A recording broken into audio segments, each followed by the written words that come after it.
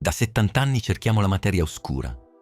Abbiamo costruito rivelatori sotto le montagne. Abbiamo lanciato satelliti. Abbiamo speso miliardi. E non abbiamo trovato nulla. Nemmeno una singola particella.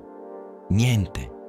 Zero. Ogni esperimento, ogni ricerca, ogni caccia si è conclusa con le mani vuote. E se il motivo fosse semplice? E se non la troviamo perché non esiste?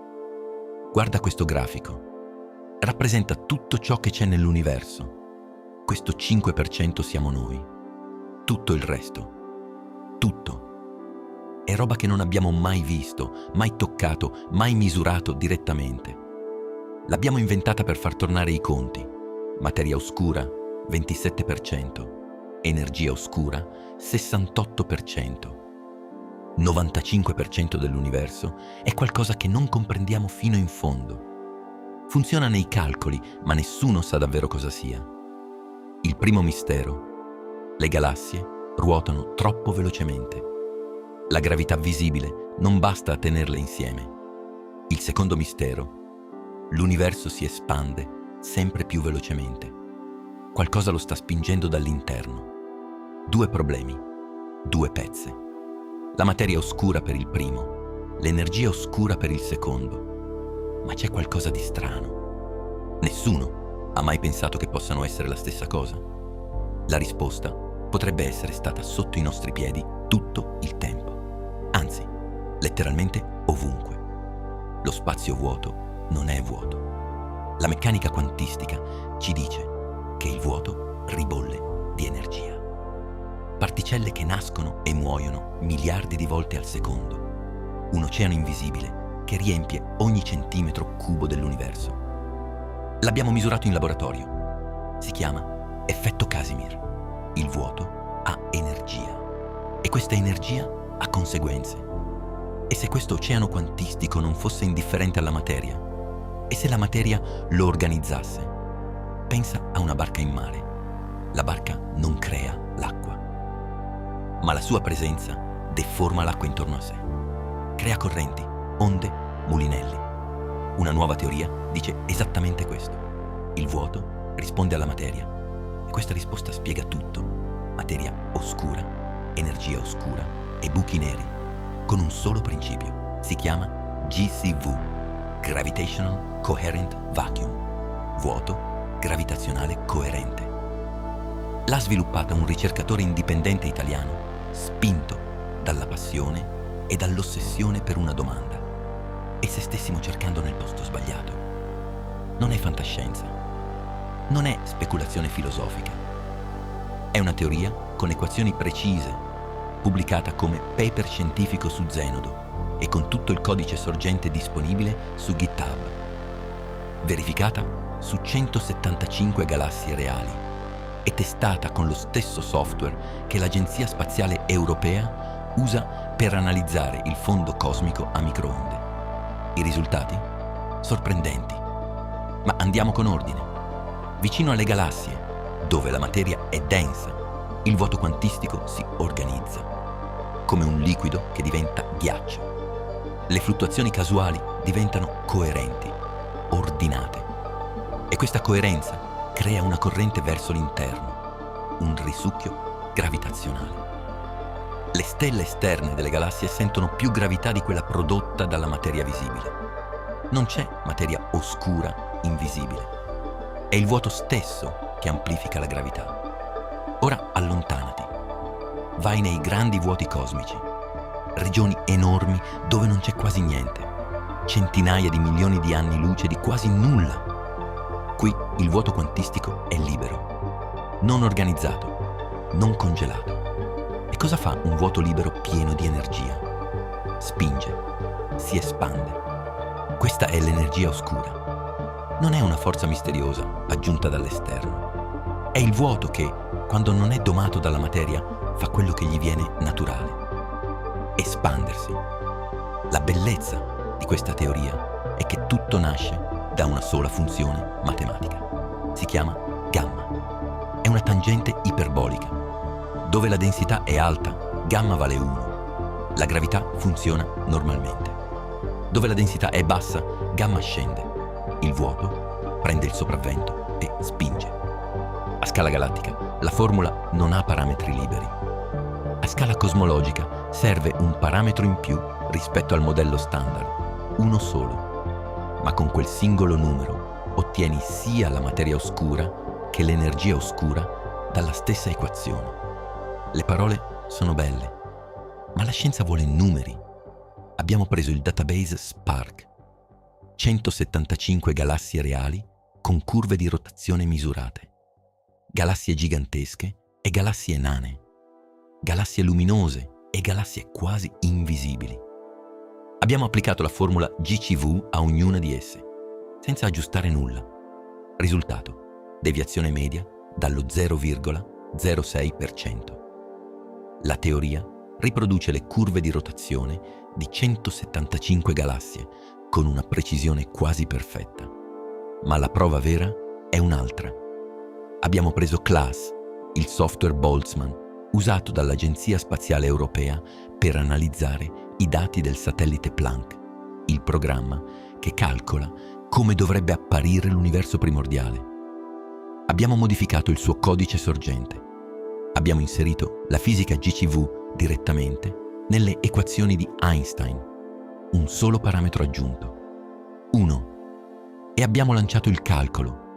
Il risultato ha un nome tecnico, delta chi quadro meno 17,7. Significa che su questo test specifico la GCV fitta i dati osservativi meglio del modello standard. Meglio, con un solo parametro in più. È un risultato preliminare, ma statisticamente significativo. C'è un problema che tiene svegli i cosmologi da anni. Si chiama tensione S8. Il satellite Planck, guardando l'universo a 380.000 anni dal Big Bang, predice una certa quantità di struttura cosmica. Ma quando guardiamo le galassie di oggi, con le survey di lensing gravitazionale, ne troviamo meno, molto meno. Una discrepanza di quasi 4 sigma. Con la GCV questa tensione si dimezza, da 3,9 sigma a 2,6. E tutto questo senza toccare nulla di ciò che già funziona. I picchi acustici del fondo cosmico restano identici. La scala Baum resta identica. La nucleosintesi primordiale resta identica. Fermati un secondo a pensare a cosa significa. Se la GCV è corretta, non c'è nessuna particella fantasma che ti attraversa in questo momento. Non c'è nessuna sostanza esotica nascosta. Il 95% mancante dell'universo non è mancante. È il vuoto stesso. È lo spazio in cui sei immerso. L'oceano che hai sempre ignorato perché stavi cercando i pesci. È come scoprire che il ghiaccio, l'acqua e il vapore non sono 3 sostanze diverse.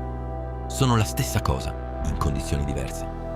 La materia oscura, l'energia oscura e la gravità normale non sono 3 misteri separati. Sono lo stesso vuoto quantistico che risponde alla materia in 3 modi diversi. Dove c'è molta materia, il vuoto si congela e attira. Dove non c'è materia, il vuoto si libera e spinge. Dove c'è troppa materia, il vuoto collassa e nulla sfugge. Un buco nero. In fisica, quando una sola idea spiega molti fenomeni diversi, di solito sei sulla strada giusta. È successo altre volte nella storia della scienza. La GCV propone qualcosa di simile. Unificare la materia oscura e l'energia oscura. 2 misteri che sembravano completamente diversi. Spiegati dalla stessa fisica, quella del vuoto quantistico. Se funziona davvero, lo scopriremo nei prossimi anni. Ora, onestà. La scienza non funziona con gli entusiasmi, funziona con le verifiche. La GCV ha superato test impressionanti, ma non è ancora confermata. Il test CLASS usa una likelihood semplificata. Serve quello completo, con i dati Planck ufficiali. Il parametro mu0 è stato misurato, non derivato dai primi principi. E soprattutto servono predizioni specifiche che solo la GCV fa e che possono essere verificate. Predizioni che la materia oscura tradizionale non può fare. Ed eccole. la GCV fa 3 predizioni verificabili nei prossimi anni. Primo, i vuoti cosmici si espandono dal 5 al 15% più velocemente di quanto prevede il modello standard. I satelliti Euclid e la Survey Daisy lo misureranno entro il 2028. Secondo, il segnale ISW, l'impronta che i supervuoti lasciano nel fondo cosmico, è amplificato di un fattore 1,5 rispetto alla previsione standard. Terzo, l'equazione di stato dell'energia oscura, WDZ, non segue una retta. Segue una curva specifica, diversa dal modello CPL. Se anche una sola di queste predizioni verrà confermata con significatività superiore a 3 sigma, cambierà tutto. Guarda il cielo stanotte. Quei punti di luce, quelle galassie lontane, non galleggiano nel nulla. Galleggiano in un oceano di energia quantistica che ribolle, che risponde, che vive. Non sei circondato dal vuoto, sei immerso in qualcosa. E quel qualcosa tiene insieme le galassie, espande l'universo e fa collassare le stelle in buchi neri. È sempre stato lì. Semplicemente non lo vedevamo. La storia della scienza è piena di momenti in cui la risposta era davanti a noi, ma non la vedevamo perché cercavamo nel posto sbagliato. Cercavamo particelle invisibili. Forse dovevamo guardare il vuoto. Forse la risposta non è aggiungere qualcosa all'universo, è capire quello che c'è già. Abbiamo deciso di fare questo video per dare voce a questa teoria, perché crediamo che meriti attenzione. Il paper completo è disponibile su Zenodo. Il codice, ogni singola riga, è aperto su GitHub. Tutto verificabile, tutto trasparente. Se sei un fisico, un cosmologo, un ricercatore o semplicemente qualcuno a cui piace pensare in grande, vai a leggere. E se pensi che valga la pena approfondire, condividi. A volte basta una persona illuminata per cambiare la direzione della scienza. Io sono Renderium e questa è una teoria che merita di essere conosciuta. Iscriviti, perché i prossimi anni saranno tra i più interessanti della cosmologia moderna.